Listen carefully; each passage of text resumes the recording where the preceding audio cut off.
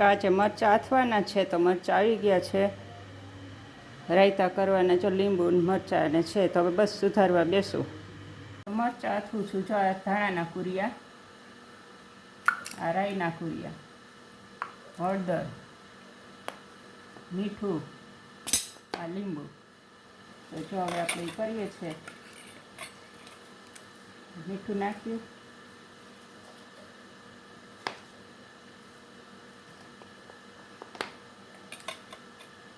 હળદર નાખી, રાઈના કુરિયા નાખી દીધા,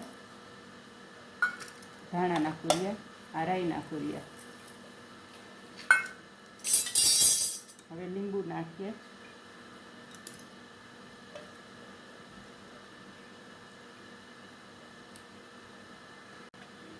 જો રાયતા મરચાં તૈયાર થઈ ગયા છે. કેટલા મસ્ત બન્યા. હવે આપણે એક ડબ્બામાં ભરી લઈશું.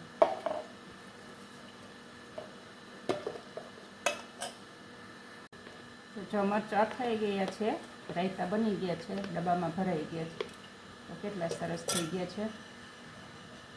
આવજો. રેસીપી મારી સારી લાગે તો લાઈક કરજો, શેર કરજો અને સબસ્ક્રાઈબ ના કરી હોય તો સબસ્ક્રાઈબ કરી દેજો.